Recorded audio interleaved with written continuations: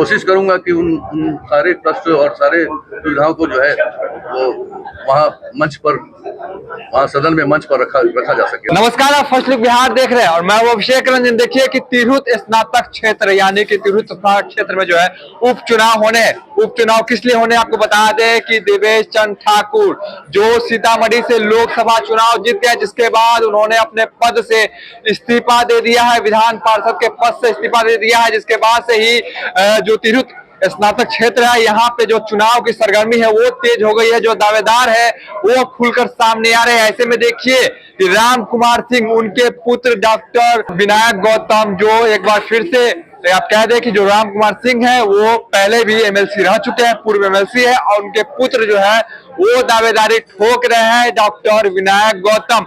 और उन्होंने आज प्रेस कॉन्फ्रेंस किया, प्रेस वार्ता करते हुए क्या कुछ कह रहे हैं डॉक्टर विनय गौतम और क्या कुछ कह रहे हैं पूर्व एमएलसी राम कुमार सिंह, वो आप सुनिए। अब जो चुनाव हो रहा है इसमें काफी अंतर है, चुनाव प्रबंधन बदल चुका है। अंतर यही है, बहुत ऐसे मतदाता बना दिए जाते हैं,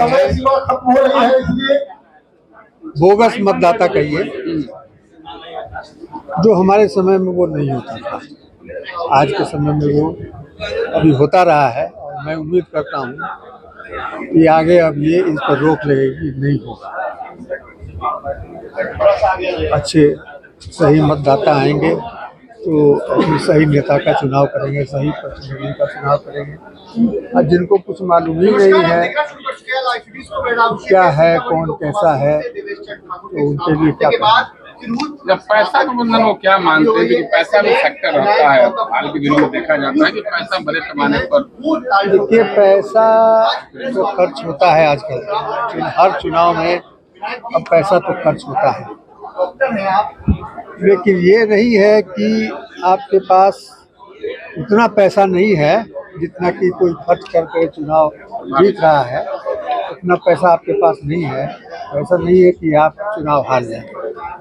पब्लिक सब कुछ समझती है, तो अच्छे लोगों का चुनाव आज के दिन भी होता है। धनबली प्रत्याशी का मुकाबला कैसे? आपने देखा अभी कि जहाँ जहाँ बाहुबली लोग हुए हैं तो बहुत सारे बाहुबली हार गए लोग चुनाव, पैसा रहते हुए भी बाहुबल होते हुए हार गए। तो मौका भगवान सबको मौका देते हैं, ऐसा नहीं है, ऊपर वाला सब कुछ देखता है। और अच्छा अगर कीजिएगा, हम लोग क्यों जाते हैं जनता के बीच, हम लोग जाते हैं सेवा करने के लिए, पैसा कमाने के लिए नहीं। वो अगर नहीं रिजेक्ट कर दिए गए तो भी कोई हर्ज नहीं। चलिए भाई, आपने नहीं पसंद किया, घर पर बैठे हुए आराम से हैं, जितना है बन पड़ता है उतना सेवा। क्या मुख्य मुद्दा होगा इस बार? तो उपचुनाव है, लेकिन इसमें मुद्दे क्या होंगे जिस मुद्दे को लेकर डॉक्टर साहब जाएंगे कि अच्छे लोगों का चुनाव कीजिए। हम आए हैं, आपके बीच आए हैं, अच्छे परिवार से हैं, पॉलिटिकल परिवार से हैं, पढ़े लिखे लोगों से। एक बात समझ लीजिए कि जो जनरली होता है कि जो पॉलिटिशियन लोग हैं उनके लड़के लोग पढ़ने लिखने में नहीं आगे बढ़ते हैं, हम लोगों के परिवार में ऐसी बात नहीं है। पढ़ाई लिखाई को हम लोग बिल्कुल प्राथमिकता देते हैं।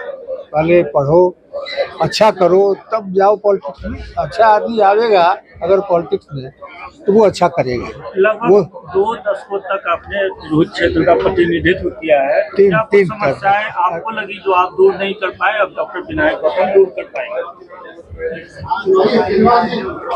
हम लोगों का समय दूसरा था, आज समय में बहुत बदलाव हुआ है।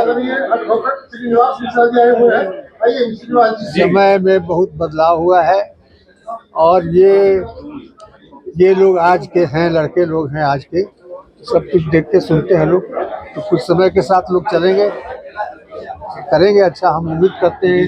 हमने इनको यही कहा है कि पॉलिटिक्स में जा रहे हो, एक ही बात दिमाग में रखना कि बदनामी नहीं हो, अच्छा कोई ऐसा काम नहीं करो। परिवारवाद को लेकर चर्चा होती रही है इस बार के चुनावों में, खासकर लोकसभा चुनाव हुए हैं, और अपनी विरासत आज आप भाइयों एवं मित्रों, जैसा कि सर्वविदित है कि शिक्षा और चिकित्सा के पावन क्षेत्र के सतत विकास के सुदृढ़ परंपरा में मेरे परिवार की परंपरा को आगे बढ़ाने के लिए मैं हमेशा से कृत संकल्प रहा हूँ।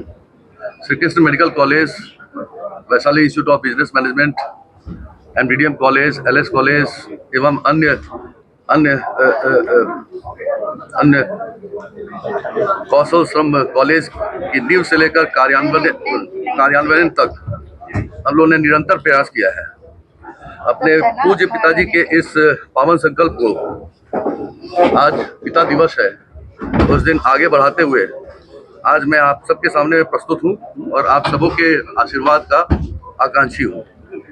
शायद राजनीति में मेरा व्यक्तिगत अनुभव कम हो, शायद नहीं, अवश्य मेरा राजनीति में मेरा व्यक्तिगत अनुभव कम है, लेकिन अपनी कर्तव्य निष्ठा और उत्साह से और आप लोगों के सहयोग से मैं इन क्षेत्रों में अपने सामाजिक कर्तव्य का निर्वहन करने का पूरा प्रयास करूंगा।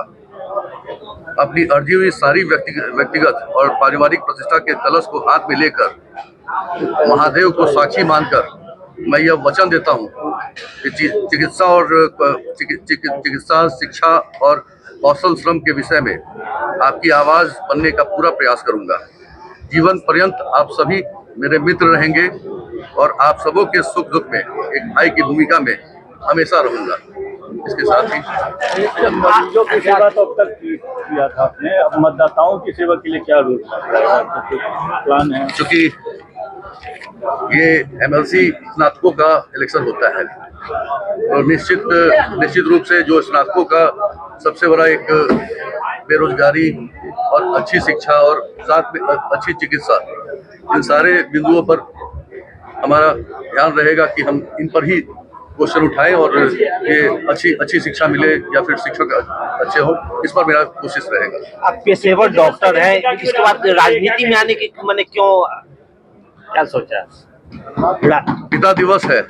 मेरे पिताजी इस राजनीति में 18 साल सेवा कर चुके हैं। इससे पहले मेरे नाना जी स्वर्गीय रघुनाथ पांडे जी भी यहाँ से MLA और मिनिस्टर हुआ करते थे। तो मैंने देखा है कि एक चिकित्सक के रूप में जो हमें एक मौका मिलता है, उसमें थोड़ी उसका सीमाएं उसकी थोड़ी छोटी है, जबकि एक नेता के रूप में आप उसी चीज़ को, एक चिकित्सक की जो दुविधाएं हैं या फिर एक मरीज की जो दुविधाएं हैं, एक शिक्षक और एक स्टूडेंट सबकी जो दुविधाएं हैं, उन सब को बड़े रूप पर हम लोग इसको सॉल्व कर सकते हैं। तो इसके लिए एक बड़ा प्लेटफॉर्म होना चाहिए।